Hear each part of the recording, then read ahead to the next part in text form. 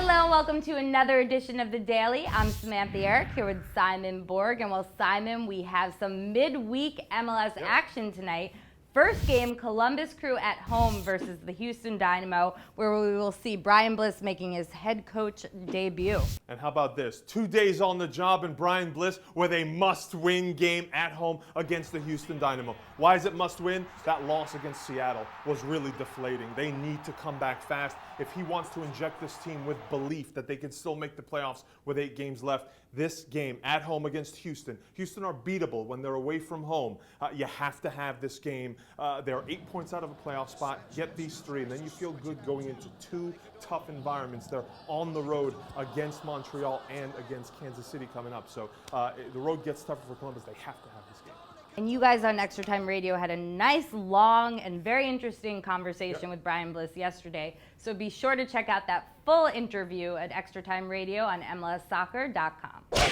Well, the second MLS game tonight, Seattle Sounders at home against Chivas USA. Simon, who do you have here? Well, I think Seattle fans might think this is a gimme. It's against Chivas USA, one of the worst teams in the league. They tend to give up goals late.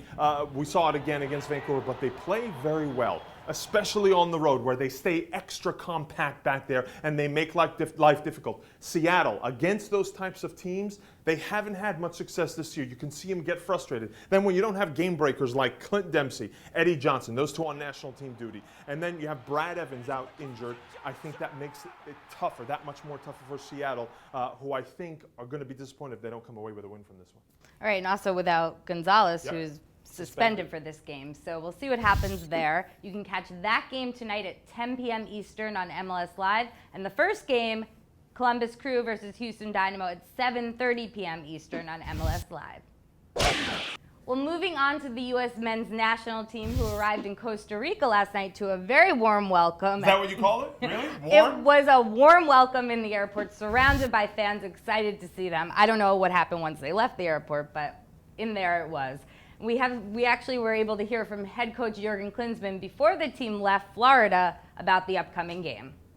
Yeah, I think it's a huge opportunity, but also quite a big challenge, and we are aware of that when we have a lot of respect for the Costa Rican team, and we expect a very difficult and a tough game, but that's what we are looking forward to. I think, everybody is here. We have the whole team together, and we would love to go to San Jose and approach it very positively.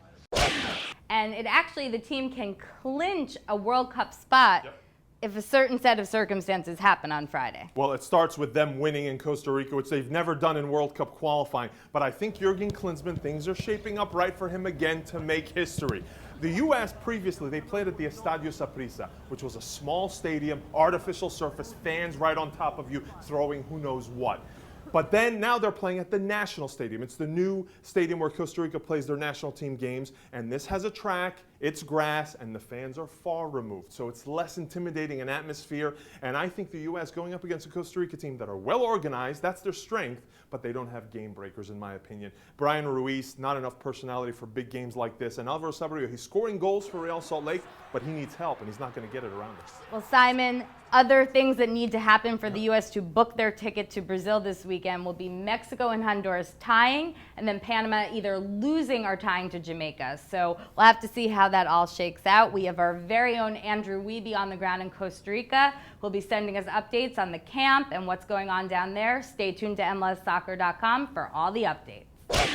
In other news, an article coming from NBC Pro Soccer Talk takes a look at whether the MLS season should go from 34 games to 28 games. Simon, what do you think?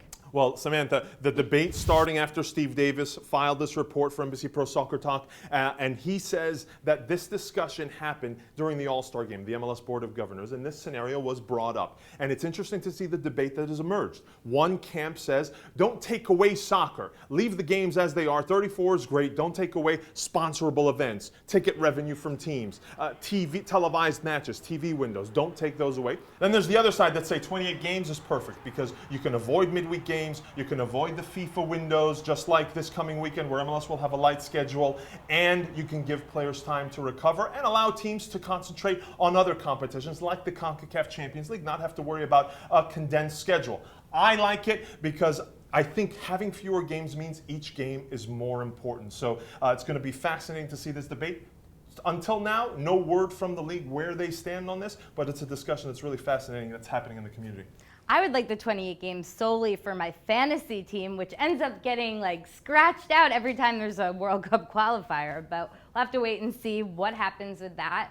Be sure, though, to watch the midweek games tonight, where we have Columbus Crew versus Houston Dynamo at 7:30 p.m., followed by Seattle versus Chivas USA at 10 p.m. Eastern. You can catch both of those on MLS Live. That's all we have for the Daily today. We'll be back tomorrow with more.